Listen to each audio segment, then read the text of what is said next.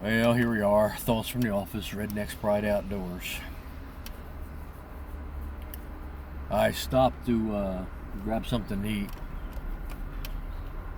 and happened to look out the window here and watching a squirrel. And noticed he was doing some interesting things, or she, or whatever it was.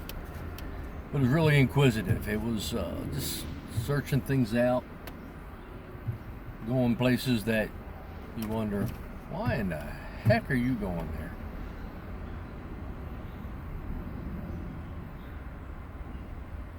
Now, that made me think back in the last couple weeks on how many inquiries I've gotten about my 6 phases of the gray squirrel presentation that I give. You say, why in the world did that make you think that? Well, it made me realize that even after 45 years of chasing gray squirrels, as much as I may know, there's that much more I've got to learn, or should learn, or can learn. Whether we like it or not, wildlife control is solving human-wildlife conflicts.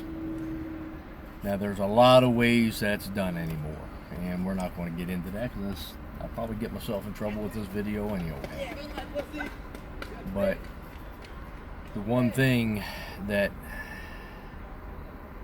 I do know is this: the more you know about critters, their habits, their behaviors, the better job you can do in wildlife control for your customers. And the better job you can do, the better reputation. And the better reputation, the more business. I mean, it's that simple. I'm about as redneck as they come. And I don't apologize for that. And if you hear my talks and my lectures and seminars, you're going to hear me talk about learn the animal. Learn the animal. I'm not talking about learn textbook. I'm talking about learn the animal.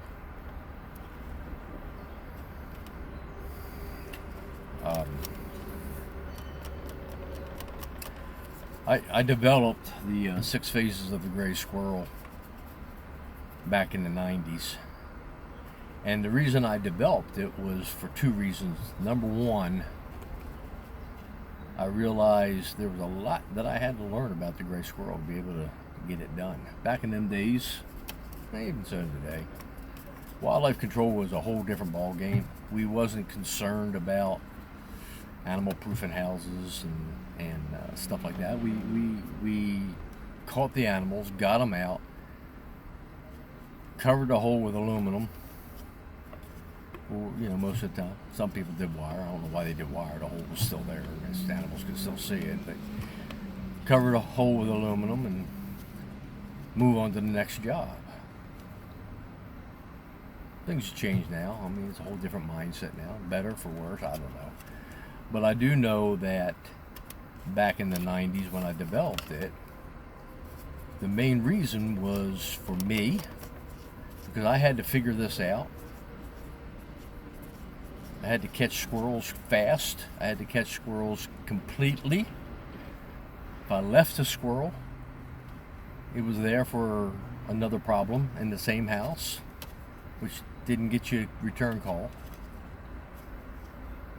Most importantly, I did it for my employees that I had at that time. I had guys working for me, and I noticed one of the philosophies that is real easy to get, mindsets, whatever you call it, when you're dealing with squirrels. And Jimmy Allen, one of my employees, said to me, squirrel job, set a trap and take another back. That's all it is. Set a trap and take another back. And we all, I did too, had that same philosophy. You know, how easy is it? How easy is it? But I also noticed that myself and with my employees at that time, that yeah, the first 4 or 5 was easy to catch. There's always that last 1 or 2 that made you look bad, and it was always that 1 or 2 that slowed the job down. And I realized early on that usually the one that was going to give you the trouble was going to be, number one, that female. That female was going to give you trouble. Especially if she watched all her young pups get caught first. And then maybe one of those pups that was left was going to give you trouble. Now you say, why would that matter? You know, the last one. Why was it always the last one? Well, that's simple. That was the one that was most cautious and wasn't going into the stupid traps. Okay, he or she had the same mindset. Usually it's a female. I'll give the squirrel girl that. Females are definitely more cautious, smarter squirrel. So that's why I came up with the 6 phases of the gray squirrel. To teach myself and to teach the people who was working for me how to do squirrel control more effectively. Meaning, you catch the whole family unit, you get all the squirrels that want to live there, and then you didn't have to make your repairs so good.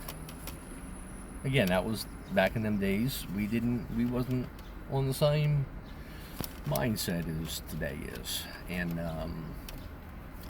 pros, cons, it don't matter. That's not what I'm talking about today. But what I am talking about is what I see lacking in today's wildlife control is the understanding of the animals, whether it's squirrels or raccoons, skunks, hippopotamuses. As a rule, the industry is lacking that understanding. They're lacking not only the behavior, the habits, but the behavior.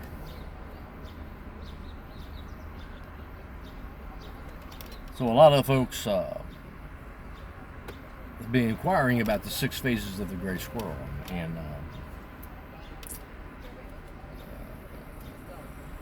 it's just an outline type thing. You've heard it, and I go over it. But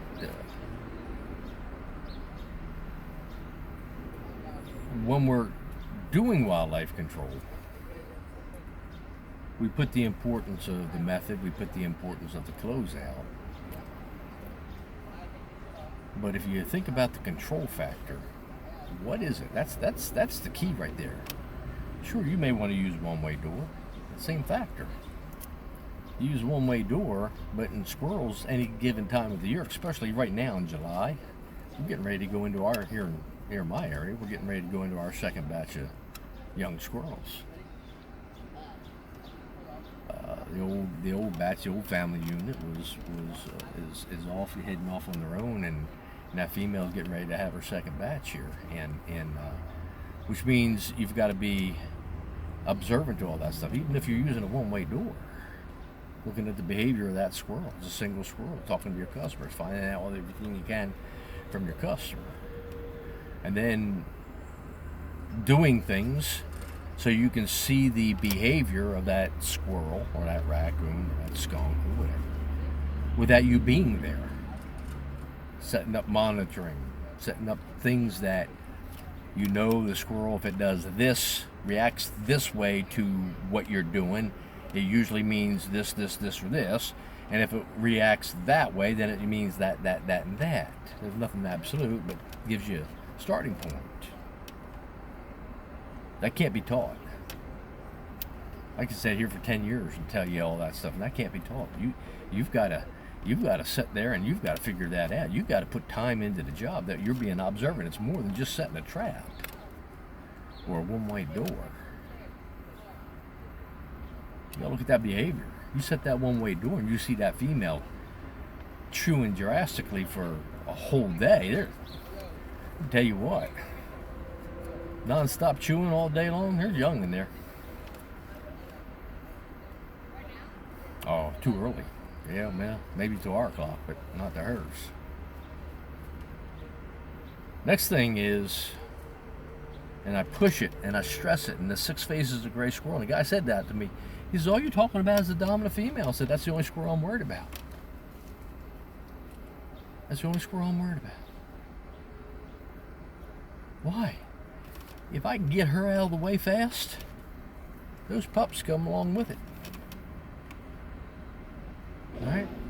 If I can get her caught, get her out of the picture, the rest of the job goes pretty smooth. Got somebody out there? That's pretty good. Yeah, he's going to light it up, isn't he? That sounds good, doesn't it? Yeah. Takes me back to my days of Motorhead. Yeah. Sometimes I wish I was back there. Anyway, getting back on the track. Deal with the dominant female. Deal with that dominant female and you get her out of the way. Then all you got to worry about is that little persnickety little pup that might get smart because you goofed up, or got smart because you was catching all the rest of them.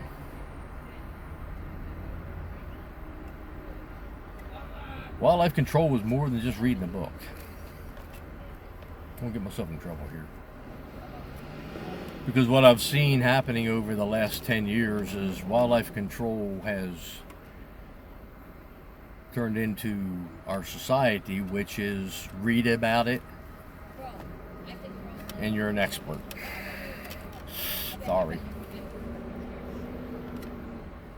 But truth of the matter is you read about it and that's your beginning point. Reading about how gear changes from one gear to another, that can be read about and that can be understood and that can be duplicated.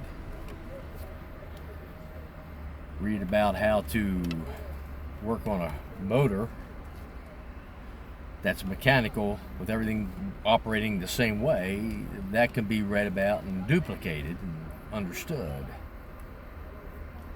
Read about a female squirrel or a female raccoon or deer hunting. And that's just basics. Because at this point you've got to start looking at that individual behavior on that critter.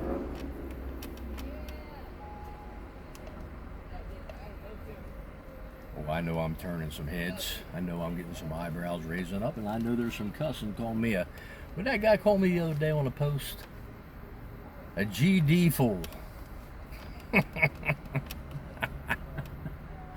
GD fool. All you need is some coyote droppings, and you can catch every coyote that's out there. I guess he's right.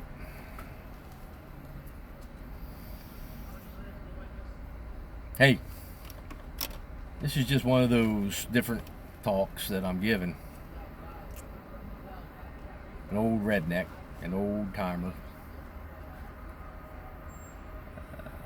I remember my first gray squirrel job. I actually wrote an article about it. It was in the WCT.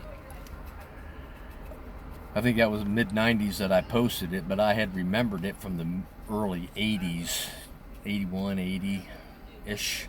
Okay, I started doing wildlife control in 79, so it was like 80, 81-ish. Hot shot fox trapper.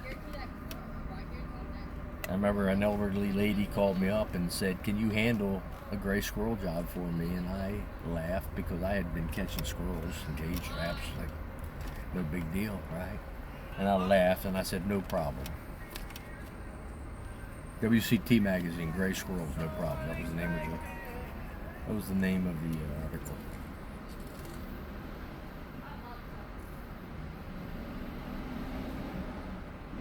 That job right there taught me I had no idea what I was doing with squirrels. I couldn't catch them. I was in the attic trying to catch them, couldn't catch them, couldn't do nothing with them. That lady kept asking me, "Are you sure you can handle this?" And I kept saying, "I'm a trapper. I'm a fox trapper. Sure I can handle it." And I couldn't catch that squirrel to save my life. So I started spending time up in the attic because that's where the traps was. My flashlight. Started seeing the squirrels, you know, the young squirrels were running around, and I remember one night it was just getting dark. And getting dark. So I went up in the attic because I wanted to see what this female squirrel was doing. Why she just, I couldn't catch these squirrels. And I went up there and had my flashlight. And as I was shining around, I shined it on the trap right there. And young squirrel come up out of that soffit area, and I'm shining the trap. The light is on the trap, and I can see the squirrel heading right for the trap, and I'm thinking, hot dogs! I'm gonna see myself catch this squirrel. I'm gonna be so good. That squirrel got right up to the lip of that trap and was looking in, and I got the flashlight on. I'm saying, man, here's what my problem is. I had this trap set in there, and they can't see the trap. It's dark in here, and they can't see the trap. About that time, the hole was right over there, and I saw the female squirrel come in that hole. And it still got the light on the trap and the young squirrel, and that female squirrel come in that hole. This is going back 40-some years now, people. And I remember it like it was yesterday. She come in that hole, and she went, I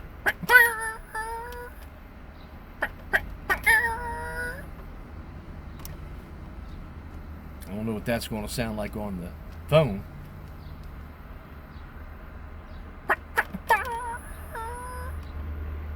And that little squirrel turned right around and went right to her. Now I'm thinking, what the heck just happened here? Was she onto the trap? Was she telling it not to come to the trap? I doubt it. Maybe. But that job right there, when I saw that, I took the trap, put it right back out on the outside of the roof, right there. And son of a gun, the next morning, if I didn't have her in the friggin' trap. On the roof. Same bait. Probably using, I don't know, peanut butter or cookies or something, whatever. No, I was making, by that time, no, I didn't start making my baits until 87, 88, so that was before my baits. But I caught her on the outside at the hole. And of course, as soon as I caught her, I went inside with the traps and boom, boom, boom, boom, boom, boom. I also noticed that when I went inside that next time to get that job done, I went and literally grabbed one or two of them because they came out to me. Well, I've been gone long enough. And as traditional Jonesy fashion, I'm going to leave it there. Thoughts from the office, Rednecks Pride Outdoors. See you next time.